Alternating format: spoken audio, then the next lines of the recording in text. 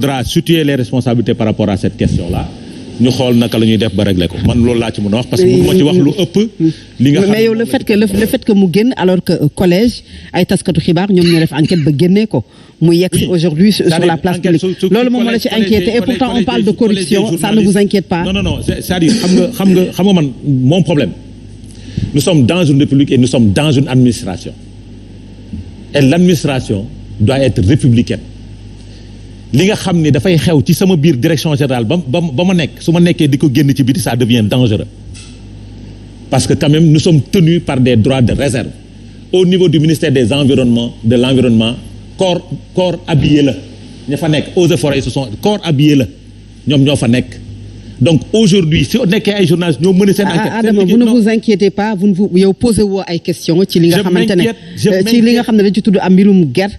Soupçon de corruption, soupçon bien sûr. Je m'inquiète. Xam nga lu may inquiété wu par rapport à notre administration. Parce que administration aussi dafa am nu muy doxee nous sommes dans une république dafa am ay textes ak loi yu ñu kii tey su journalistes yi mënoon nañ mën a enquête ba suba les journalistes mën les enquêtes par rapport au ministère des forces armées est-ce que mos nga toog gis ñu bind ci comment les armes ont été achetées pour ce pays-là par rapport au ministère des forces armées mosoo ko gis n'est-ce pas donc corps habillé la dafa am loo xamante ni droit de réserve la war a mun a may lu waa ji mën a enquête loolu mooy premier crainte bi ma am par rapport à l'administration sénégalaise loolu mooy première maintenant par rapport à ce qui s'est passé su nekkee commission am na gis nga réew dañuy situer les responsabilités Fatou am man loolu laa gëm c'est mes principes aujourd'hui cette information est sortie ñi génnee information bi doivent être sanctionnés ñi nga xam ne am na ci soupçon de corruption et d'autres doivent être sanctionnés man loolu laa gëm parce que pour man ki ma àndal amul dara lu war a mun a entaché léegi ñi génnee xibaar bi bu ñu ko génnewuloon est-ce que dinañu mën a sanctionner ñi def mbir mi dama ne est-ce que aujourd'hui waruñu toog ne c'est bien fait que aujourd'hui nit ñi am les informations par rapport à cette affaire loolu lay wax un dossier secret défense kenn du ko génne ci place publique kenn du ko wax journaliste nous sommes dans une république Fatou Abdou su demee ba génn ci mbedd mi il faut sanctionner ñi ko génne ci mbedd mi ba ñu dem gis si nag soupçon de corruption et autres il faut sanctionner ces gens man loolu laa gëm parce que man tout ce que je cherche mooy ki nga xam ni moom laa àndal muy le président de la République amul kenn ku war a mën a taxaw entacher sa gestion man loolu laa gëm donc il faut savoir situer les responsabilités par rapport ak ñi génne information bi su nekkee am na soupçon de corruption il faut savoir situer les responsabilités. Alors est-ce que ni ñu ko waxee le Nigérian Petit Boudé bi nga xamante ne dafa dem am daanaka nekk koo xamante ne fournisseur bu douta am njuuj njaaj yu ñu ko jiiñ fu ci mel ne Nigéria fu ci mel ne Niger. Est-ce que amul légèreté bu fekkee ne le Sénégal alors je termine est-ce que amul légèreté si le Sénégal signe un contrat avec cette personne. C'est-à-dire ça rejoint ce que je disais.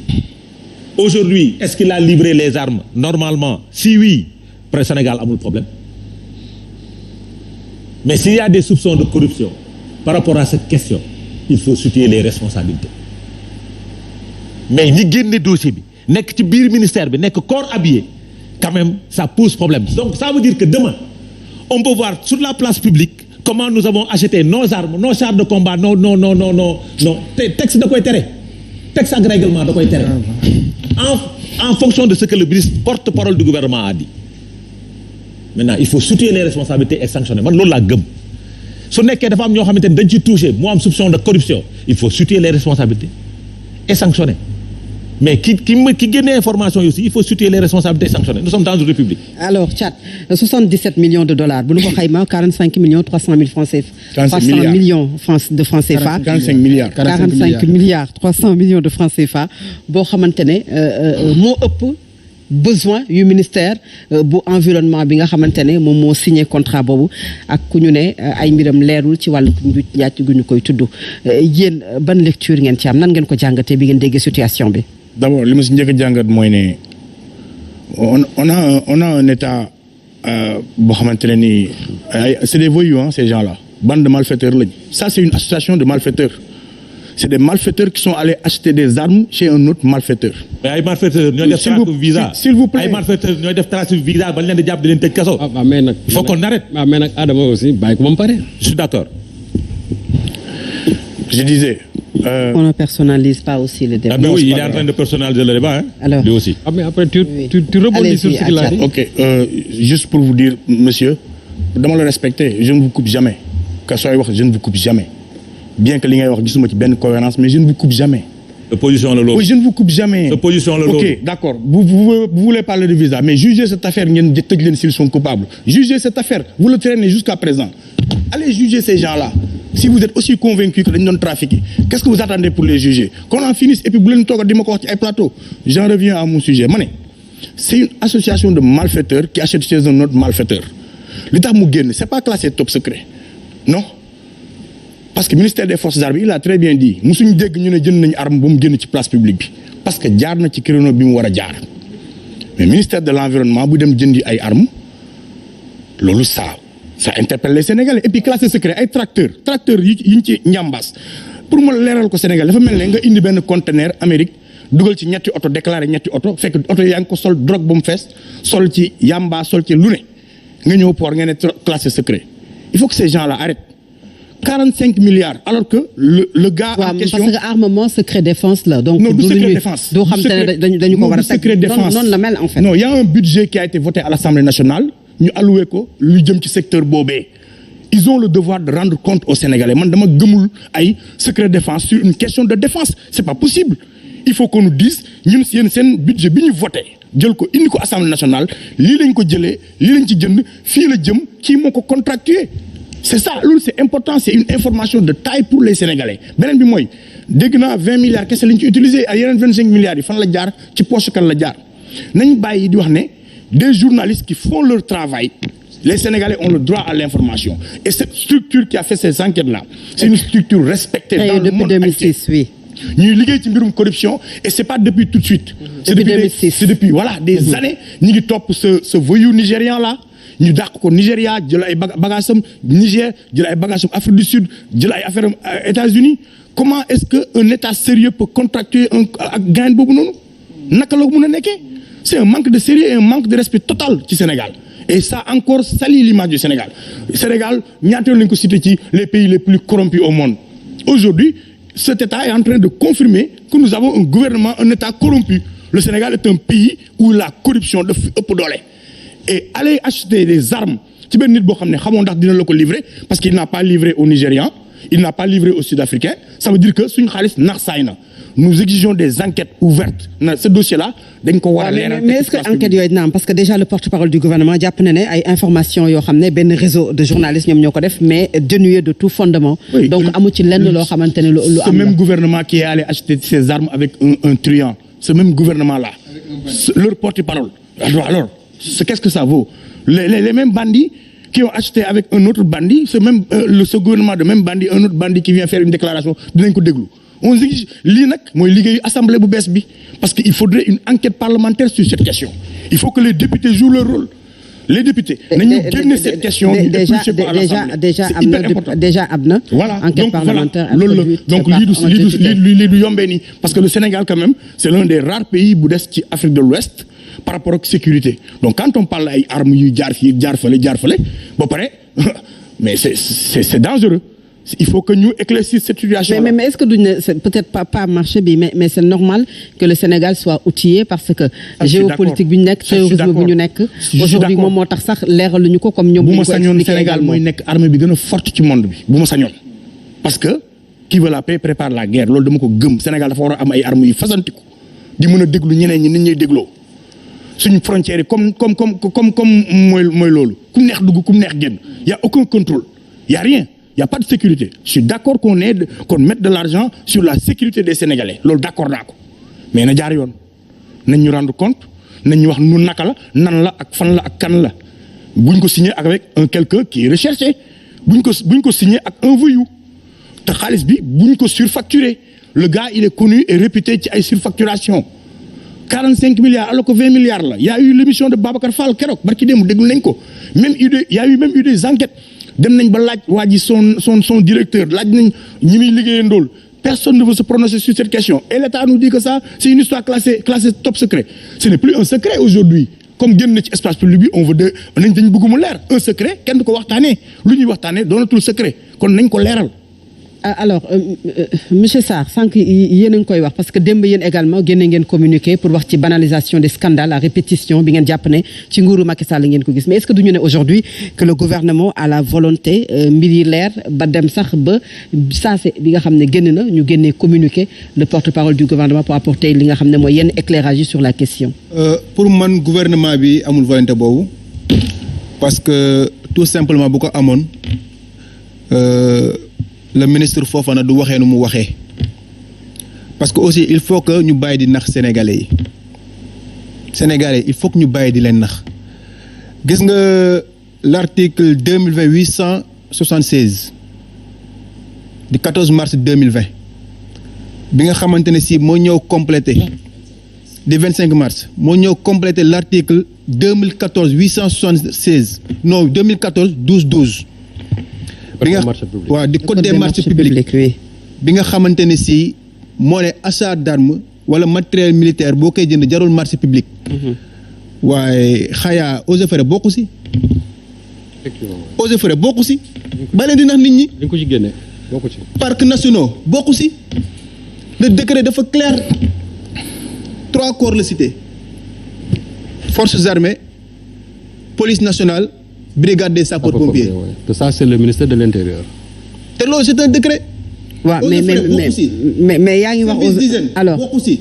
mais parcs nationaux bokku si. alors le gouvernement jàpp na ne le ministère de l'environnement dafa war a jaar foofu ci ay contrat d'armement ci direction en charge des eaux et forêts conservation ak parcs nationaux yi ak sol yi ci décret numéro 2021-563 du 10 mai de 2021. bien sûr xam nga lu tax ma wax loolu.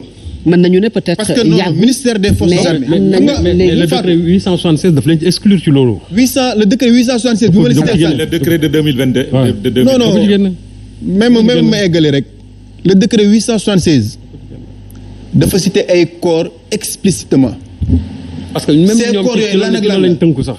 forces armées police nationale brigade des sapeurs-pompiers ñoom ñoo mën a dem def marché de gré à gré jënd ay armes mu nekk secret défense. mais loolu dafa leer naññ eaux et forêts bokk si décret bi cité wu ko parcs nationaux bokk si décret bi cité wu ko brigade service d'hygiène bokk si kon li nga xamante ne ministre bi da ko wax. mais c'est le décret 2021 c'est du faux. que dit le décret 2021. li nga xamante ne ministre bi da ko wax c'est du faux et c'est de la corruption. non yow da nga tànn décret bi la neex. li Mame Diarra Fam wax rek non xam nga décret bële. non Sall ma tontu ko bul jaxase. gis nga décret boobu bul jaxase. le décret 2021 qu'est-ce qu'il dit. non bul jaxase. le décret 2021 kay moo ko stipulé. da nga may déglu ma tontu la dina maa laajte. waaw vas-y. donte amoo sax pour laajte ma mais dinaa la tontu. allez-y. je vais te répondre pour le bénéfice de tous les Sénégalais qui nous regardent. allez-y. le décret 12 dafa citer ay corps explicitement te décret boobu dafa valable ba tey. non j'ai dit le décret 2021. ba muy cité décret 2021 dafa ne booy jënd arme secret défense permettre na la nga jënd ko sans jaar code marché public normal. booy jënd arme loolu la wax. le décret 2021. loolu la wax Fatou Abdou rappelez-lui le décret 2021. non déglu ma rek loolu la wax mais si kaw loolu dafa am ay corps yoo xamante ne ñoom nañ permettre loolu muy forces armées police. ak brigade sapeurs-pompiers wax na. non le décret 2021 n'a pas dit ça. may bàyyi ma wax rek mais gis nga le ministre ce qu'il a dit di Mame Diarra Fam waxam lay wax c'est du faux sur du faux pour du faux c'est de la corruption sur de la corruption pour de la corruption parce que une société boo xamante ne nañ ko créer même pas un mois ñu jox la attribuer un marché de 45 milliards mais loolu c'est louche. waaw loolu c'est anormal xam nga filiale bi. c'est une société, c'est une multinationale qui est basée au Dubaï, aux Émirats arabes unis. Mais la filiale qui a été créée au Sénégal, un mois la def ñu jox ko marché boobu noonu. lan moo tax et li Sénégalais war a jàngat tey mooy lan moo tax ñu dàkk Abdou Karim Sall. Pourquoi le ministre Abdou Karim Sall a été démis de ses fonctions? Daouda Diallo a été démis de ses fonctions. Pourquoi le ministre Abdoulaye Daouda Diallo a été démis de ses fonctions? C'est ça la question pertinente qu'on doit se poser. lan moo tax parce que Macky Sall xam na li ñu def mais ñun soxlawuñu pour ñu dàq leen kese ñun lu ñu soxla mooy justice def yoonam ba nga xamante ne marché gré à gré bi nga xamante ne dafa am que les coupables soit traduit en justice parce que corruption bi ni ñu koy banaliser au Sénégal dafa doy waar man je suis un fonctionnaire assermenté j'ai été chef de service waxuma la un fonctionnaire simple mais un chef de service à la direction générale des impôts et des domaines comme xam naa bu baax administration dama bëgg nga déglu ma bu baax pour quelle raison Abdou Karim Sall a été démis de ses fonctions c'est ça la question pertinente qu'on doit se poser aujourd'hui nga def sa njuuma def sa toj-toj renseignement yi informer le président ñu ne nañ ko dàq Abdoulaye Daouda Diallo nañ ko dàq mais ñun soxlawuñu loolu ñun on a besoin d'un état de droit maanaam 94 milliards yi nga xamante ne ñoo ngi koy traîner boobu ba léegi c'est un collègue qui l'a fait Mamour Diallo est un collègue à moi je suis un fonctionnaire de la hiérarchie A aux impôts et domaines mais 94 milliards yooyu dañ ko war a juger Adama. donc tu confirmes les dires de Ousmane Sonko. 94 milliards yooyu dañ ko war a atte. ça existe te incha allah 2024 bu jàllee dañ ko atte. Nous attendons jusqu'à présent le numéro de compte et le nom de la banque. li nga xamante ne aussi mooy armes yi nous attendons ça. li nga xamante ne aussi mooy armes yi on ne veut pas qu'on se limite à démettre des ministres nous voulons une transparence sur ça parce que dafa nag garaaw aujourd'hui nga jël ay armes indi ko Sénégal sur un trafiquant international recensé partout dans le monde Adama état du doxee noonu Adama yow mi may déglu en âme et conscience xam nga ni état du doxee noonu jënd arme daa am fu mu war a aw le ministère des forces armées mu war a dem jënd ay armes ba ngeen jëndee fii seeni matériel pour tiital ñu pour yaakaar ni boo leen ko jëndee duñu manifester mais da ngeen ko ñëw exhiber fépp matériel gendarmerie yi ngeen jënd seen canot à char yooyu noonu mais fépp ngeen ko def.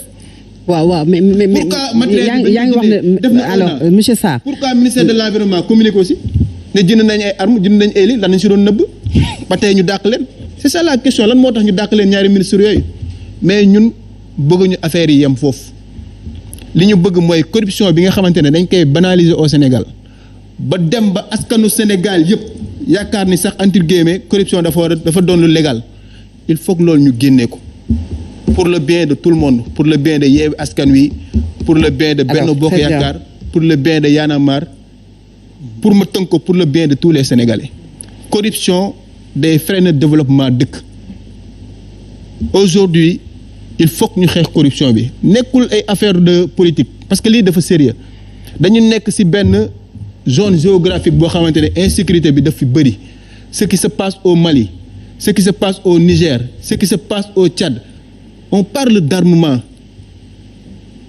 Adama on parle d'armement nekkuñu di def politique armement la ñuy wax mais nañu yërëm sénégalais yi ñun politique yi ñun moomuñu Sénégal quoi en fait le pays ne nous appartient pas Sénégal politiciens yi moomuñu ko suñu doom yi di dee ay 14 morts ay 16 morts ay jënd ay armes dugal fii mais buñ taal dëkk bi. alors très bien. C'est ça le problème buñ taal dëkk bi. alors très